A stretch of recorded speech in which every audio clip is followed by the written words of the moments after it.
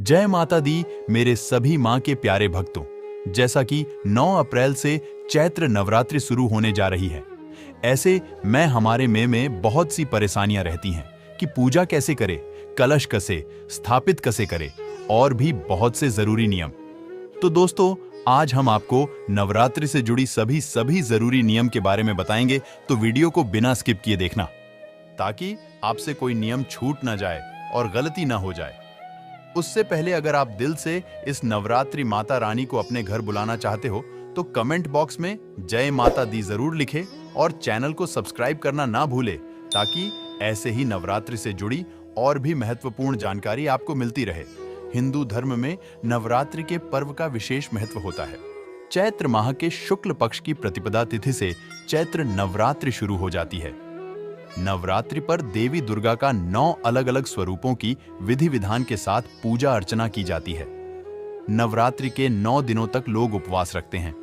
साल भर में 4 नवरात्रि आती हैं, जिसमें से 2 गुप्त नवरात्रि, 1 शारदीय नवरात्रि और 1 चैत्र नवरात्रि होती है। आइए जानते हैं इस साल कब से चैत्र नवरात्रि शुरू हो रही है, कलश स्थापना का मुहूर्त क्या होगा और महत्व के बारे में। चैत्र नवरात्रि 2024 कब से होगी?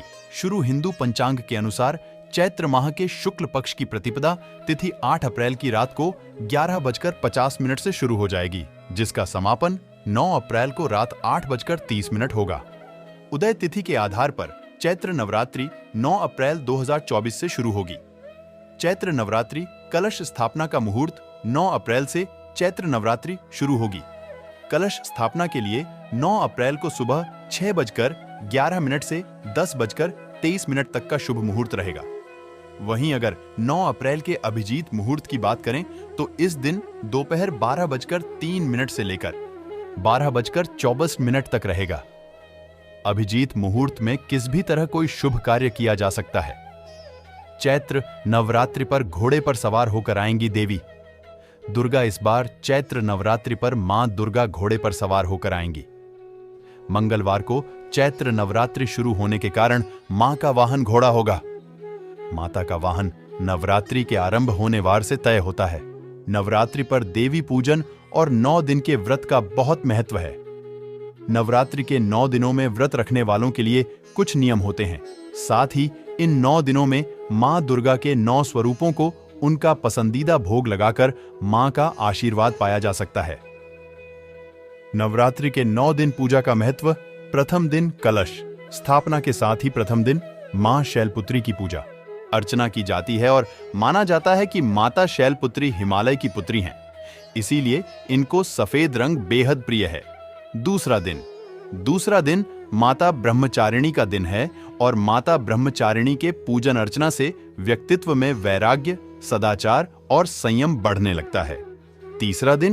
तीसरे दिन माता चंद्रघंटा की पूजा की जाती है और कहा जाता है कि माता चंद्रघंटा की पूजा अर्चना से मानव सांसारिक कष्टों से मुक्ति पाते हैं। चौथा दिन नवरात्र के चौथे दिन मां कूष्मांडा की पूजा अर्चना की जाती है और माता को मालपुए का भोग लगाया जाता है। पांचवें दिन दुर्गा जी के पंचम स्वरूप माता स्कंद माता की पूजा की जाती है और माता को केले का भोग चढ़ाया जाता है। छठा दिन नवरात्रि के छठें दिन देवी के षष्ठम रूप माता कात्यायनी की पूजा अर्चना की जाती है। सातवां दिन नवरात्रि के 7वें दिन माता कालरात्रि की पूजा अर्चना की जाती है और माता कालरात्रि शत्रुओं का नाश करने वाली होती हैं। 8वां दिन नवरात्रि के 8वें दिन मां महागौरी की पूजा अर्चना का विधान है। महागौरी की पूजा करने से मनुष्य के सभी कष्ट दूर हो जाते हैं, घर में सुख समृद्धि आने लगती है। नवरात्रि पूजन कैसे करें? आराधना नवरात्रि में कैसे करें? पूजन आइए जानें नवरात्रि में पूजन कैसे करना चाहिए और इसके क्या नियम हैं। आश्विन शुक्ल प्रतिपदा को ब्रह्म मुहूर्त में स्नान करें। घर के ही किसी पवित्र स्थान पर स्वच्छ मिट्टी से वेदी बनाएं। वेदी में जौ और गेहूं दोनों को मिलाकर बोएं। वेदी पर या समीप के ही पवित्र स्थान पर पृथ्वी का पूजन कर वहां सोने, चांदी, तांबे या मिट्टी का कलश स्थापित करें। इसके बाद कलश में आम के हरे पत्ते, दूर्वा, पंचामृत डालकर उसके मुंह पर सूत्र बांधें। कलश स्थापना के बाद गणेश पूजन करें। इसके बाद वेदी के किनारे पर देवी की किसी धातु पाषाण, मिट्टी व चित्रमय मूर्ति विधि विधान से विराजमान करें। तत्पश्चात मूर्ति का आसन, पाद्य, अर्ध, आचमन, स्नान, वस्त्र, गंध, अक्षत, पुष्प, धूप, दीप, नैवेद्य, आचमन, पुष्पांजलि, नमस्कार, प्रार्थना आदि से पूजन करें। इसके पश्चात दुर्गा सप्तशती का पाठ, दुर्गा स्तुति करें। पाठ स्तुति करने के बाद दुर्गा जी की आरती करके प्रसाद वितरित करें। इसके बाद कन्या भोजन कराएं, फिर स्वयं फलाहार ग्रहण करें। प्रतिपदा के दिन घर में ही जवारे बोने का भी विधान है। नवमी के दिन इन्हीं जवाड़ों को सिर पर रखकर किसी नदी या तालाब में विसर्जन करना चाहिए। अष्टमी तथा नवमी महातिथि मानी जाती हैं। इन दोनों दिनों में पारायण के बाद हवन करें, फिर यथाशक्ति कन्याओं को भोजन कराना चाहिए। नवरात्रि में क्या करें क्या न करें, इन दिनों व्रत रखने वाले को जमीन पर सोना चाहिए। ब्रह्मचर्य का पालन करना चाहिए। व्रत करने वाले को फलाहार ही करना चाहिए। नारियल, नींबू, अनार, केला, मौसमी और कटहल आदि फल तथा अन्न का भोग लगाना चाहिए। व्रती को संकल्प लेना चाहिए कि हमेशा क्षमा, दया, उदारता का भाव रखेगा। इन दिनों व्रती को क्रोध, मोह, लोभ आदि दुष्प्रवृत्तियों का त्याग करना चाहिए। देवी का आह्वान, पूजन, विसर्जन, पाठ आदि सब प्रातः काल में शुभ होते हैं, अतः इन्हें इसी दौरान पूरा करना चाहिए। माता श्रृंगार का सामान, कलश स्थापना और मां दुर्गा की पूजा में 16 श्रृंगार के सामान की आवश्यकता पड़ती है, इसलिए अभी से इसको घर में लाकर रख लें। माता की पूजा में 16 श्रृंगार का सामान अर्पित करने से सुख सौभाग्य में वृद्धि होती है और मां दुर्गा की कृपा से आरोग्य की प्राप्ति होती है। नवरात्रि में मां दुर्गा की पूजा से पहले कलश स्थापना की जाती है, इसलिए घर में अभी से कलश लाकर रख लें। धार्मिक मान्यताओं के अनुसार कलश को ब्रह्मांड के प्रतीक के तौर पर स्थापित किया जाता है, जिसके केंद्र में सभी देवी देवताओं का निवास होता है। शास्त्रों के अनुसार कलश के मुख में भगवान विष्णु, कंठ में रुद्र तथा मूल भाग में ब्रह्मा जी निवास करते हैं। कलश पर रखने के लिए पल्लव की जरूरत पड़ती है, जिसे पंच पल्लव के नाम से भी जाना जाता है। पल्लव में पीपल, गूलर, अशोक, आम और वट के पत्ते होते हैं, जिनको कलश पर रखा जाता है और उसके ऊपर नारियल रखा जाता है। अगर इनके पत्ते न मिले, आम के पत्तों का प्रयोग कर सकते हैं। चैत्र नवरात्रि की पूजा से पहले पूजा पाठ के सामान में दुर्गा बीसा यंत्र या श्रीयंत्र अवश्य लेकर आएं। मान्यता है कि नवरात्रि में मां दुर्गा की मूर्ति या तस्वीर के पास दुर्गा बीसा यंत्र रखने से धन वैभव की प्राप्ति होती है। साथ ही यह यंत्र रक्षा कवच के तौर पर काम करता है, जो आने वाली सभी परेशानियों को दूर रखता है। चैत्र नवरात्रि में मां दुर्गा को ध्वजा या पताका अर्पित करना बहुत उत्तम माना जाता है। पताका विजय का सूचक माना जाता है और इसे घर पर लगाने से मां दुर्गा का आशीर्वाद भी प्राप्त होता है। अगर आप पताका को घर पर नहीं लगाना चाहते तो उसे देवी मां के मंदिर में अवश्य चढ़ाएं। वहीं अगर घर पर लगा रहे हैं तो उत्तर पश्चिम दिशा में स्थापित करें। माता को ध्वज अर्पित करने से सफलता मिलती है और हर धार्मिक अनुष्ठान सफल होता है। नवरात्रि की पूजा में घट स्थापना पर जौ बोया जाता है, जो बहुत ही शुभ माना जाता है, इसलिए अभी से घर में जौ लाकर रख लें। धार्मिक मान्यताओं के अनुसार घट स्थापना में जौ बोने से घर में धन धान्य की कमी नहीं होती और यह समृद्धि, खुशहाली और उन्नति का प्रतीक माना जाता है।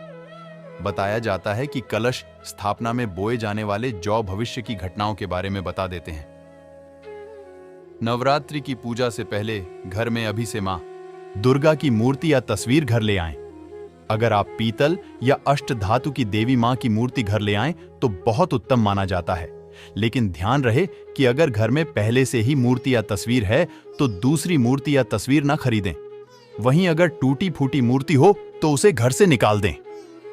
नवरात्रि की पूजा में अशोक के पत्तों का बना बंधनवार और अखंड दीपक जलाने के लिए दीपक और घी की आवश्यकता पड़ती है, इसलिए मां दुर्गा के पूजा के सामान में इन चीजों को भी शामिल कर लें। हिंदू धर्म में अशोक के पत्तों के बना बंदरवान बहुत महत्वपूर्ण माना जाता है। मान्यता है कि यह घर से नकारात्मक शक्तियों को दूर करता है। वहीं दीपक और घी की आवश्यकता माता की आरती और अखंड दीपक में जरूरत पड़ती है। नवरात्रि में माता की पूजा अर्चना में शंख, सिंदूर, रोली, मौली, कपूर, धूप, लाल पुष्प या पुष्पहार, सुपारी साबुत, हल्दी की गांठ पटरा, आसन, चौकी, पंचमेवा, जायफल, जावित्री, कमलघट्टा, नैवेद्य, बताशा, मधु, शक्कर, नारियल, गंगा जल आदि की भी आवश्यकता पड़ती है। इसलिए अभी से इन चीजों को घर पर लाकर रख लें। धर्म त्योहार नवरात्रि के दिन कलश को स्थापित करने से पहले जान लें। इसका महत्व और स्थापना विधि नवरात्रि के दिन कलश को स्थापित करने से पहले जान लें।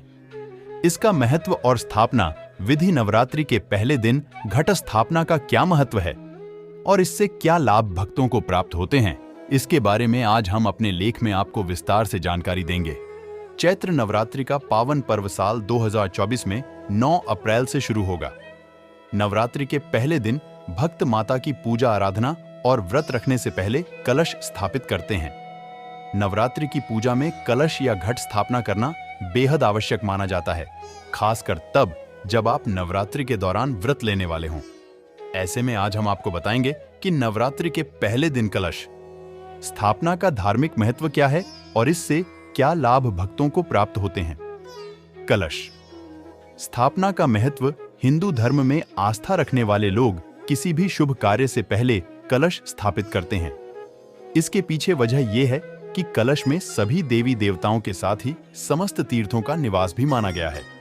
कलश के मुख में भगवान विष्णु, कंठ में भोलेनाथ और मूल भाग में ब्रह्मा जी विराजते हैं। साथ ही कलश के बीच वाले भाग में देवियां निवास करती हैं।